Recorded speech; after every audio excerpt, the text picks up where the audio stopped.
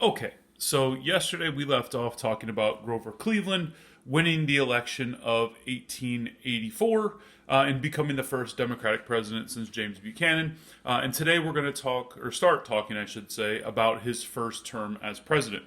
Um, Cleveland comes in and pretty much tries to remake the system. He decides to implement a new civil service system based on the Pendleton Act. We had talked about that being passed back in 1881. George Pendleton of Ohio, that was the act that was put into place to basically create the Civil Service Commission. Remember, we had talked about that when I had talked about my experiences with the city of Columbus. Remember, based on the Pendleton Act, applicants for jobs would be chosen not based on their loyalty to a political party, but based on how they scored on competitive exams. And one thing we have not really talked about with the Pendleton Act is that it did prohibit, which means made it not allowable, civil servants, people that worked for the federal government, from making political campaign donations. Now, the Pendleton Act only applied to about 10% of federal workers, and here is where Cleveland really left his mark. He expanded the Pendleton Act to apply to basically all federal workers.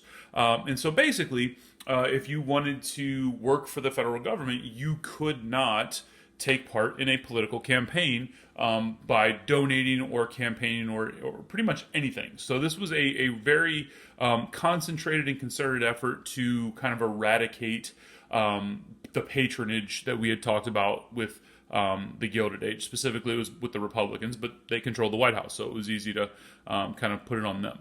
Another thing that he does is he signs the Interstate Commerce Act of 1887 into law. And this is important because it's really the federal government's first real try at regulating business. And as businesses are going to continue to grow, we've already talked about the rise of the robber barons, etc. This is a very kind of pivotal moment in American history because this is the beginning of oversight. This is the beginning of the federal government trying to regulate things to businesses, the market, whatever, to benefit the people. And also, he signed the Dawes Act into law, which had been passed in 1877. He signs it into law about 10 years later. And you guys should have read about that in the last chapter that you outlined. And so I'm not going to spend too much time talking about that today. Okay, so because of the Pendleton Act prohibiting basically patronage, there was no way that you could rely as a campaign on the people that you were going to give jobs to fund your campaigns. And had been the way it had been done for the better part of the last 30 or 40 years. But this is another pretty major change in American history, is that when politicians couldn't rely on those donors that they would just give jobs in exchange for support to, they began to rely more on businesses. They really began to rely more on the wealthy upper class, some people might call them the top 1%, to fund their campaigns.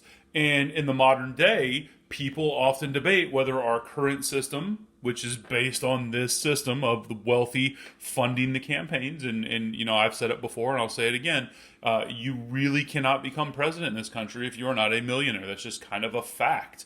And it starts, all the way back there in the Gilded Age. So again, in the modern day, we debate whether this system that we have now, where money talks, is better than the system that we had before, which was, if you help me get elected, I will give you a job in exchange. And I'll leave that up for debate. I'm actually going to post that in the classroom as our discussion topic, and I want to see what you all think about that. The next thing is money questions, just kind of in general, like actual currency questions, not like who has money, who doesn't have money, but the actual questions of the currency, of the actual money. It's the biggest issue of the Gilded Age, and the biggest part of that issue is how do we expand our money supply, or how much do we expand our money supply? And believe it or not, there are multiple kind of thoughts about this. On one side, you have the poorer or the harder working or the working class, whatever you want to call them, the debtors, so people that owe debts to banks or other people, farmers and startup businesses, so think small business there. They wanted what we would call soft or easy money to be in circulation. That is basically paper money, which was called greenbacks. And if you think about the color that money is, I think you can understand why they're called greenbacks. Or on the other side of it, they were in favor of unlimited minting of silver coins. That would basically mean taking silver ore and turning it into coins. And then the value of the coin would be based on the value of silver. They hoped that they would be able to borrow money at low interest rates because of this, and that by doing that, they would They would be able to pay off their loans faster with this new supply of inflated money. But see, that's the problem with what we would call papering the market, is whenever you put more money, actual hard currency, into circulation, that is going to drive up inflation. I would argue that inflation is a bad thing, but obviously the people that were in favor of soft money back in the Gilded Age did not think that inflation was necessarily a bad thing. The other side, you had the wealthier people. You had the bankers, you had the creditors, so the people that the debtors owed money to. You also had investors and established businesses. And they wanted what was called sound or hard money. Basically, the really easy way to explain that is this is the gold standard. They believed that currency should be backed by the gold that was stored in government vaults. They believed that by doing that, it would prevent the dollar from losing its value due to inflation, which would keep the American dollar strong, which would keep the American economy strong, and would keep America thriving. Another question that I think we need to think about is which side of this is better. Is it better to have more easily available currency for people to have, but it's valued less? Or is it better to have less actual currency, but it's valued more because it's backed by something like precious metal like gold? It's a question for you to think about. And, while you think about that, just also kind of keep in the back of your mind that no issue is that easy to kind of say one way or the other definitively what's better, but also that there are things that happen in society that kind of drive these issues to the forefront. And so as the money issues continued, you started to see society react to the money issues. You saw the political party called the Greenback Labor Party, which was created because in the 1878 congressional acts, I guess, the Congress sided with the bankers, creditors, etc., and they issued something called the Specie Resumption Act, which basically withdrew all greenbacks from circulation. So on the one hand, you have the debtors, the startup businesses, the farmers saying we need more of these greenbacks, and on the other hand, you have Congress in 78 saying, you know what?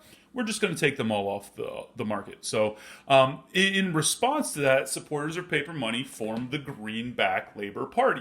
And in 1878 congressional elections, the same year that Congress pulled these the greenbacks off the market, the Greenback Labor Party won 14 seats in the House of Representatives. Now, this is pretty much their only political achievement that they have, and the party dies out rather quickly, but the demand for more money to be in circulation does not.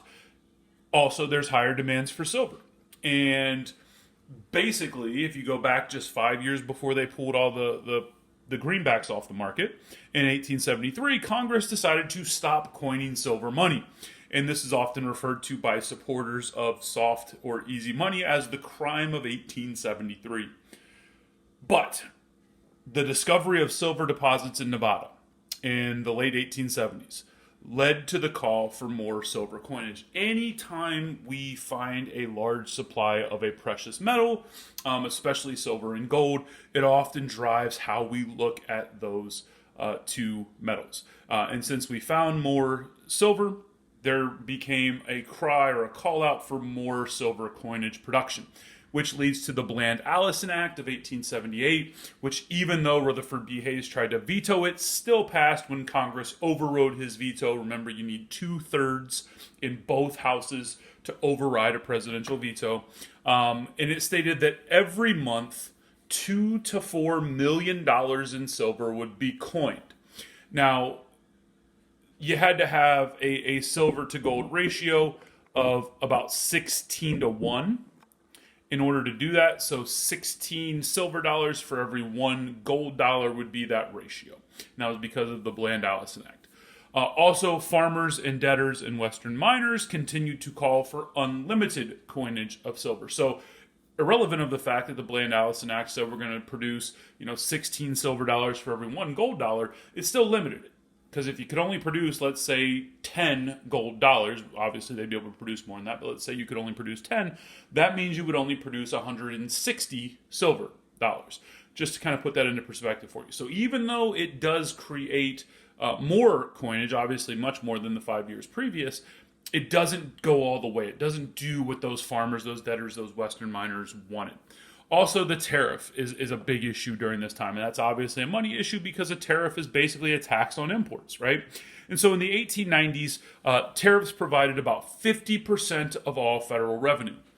America was split on this issue. Obviously, on one hand, you have American business people who think that tariffs should be high because it protects their business, because it keeps foreign goods from being dumped into the market. On the other hand, you have the consumer who wants tariffs to be low because that makes all goods they purchase a lower cost, which is going to help them as well. Remember, high tariffs protect American businesses at home, but retaliatory tariffs hurts the economy in the long run.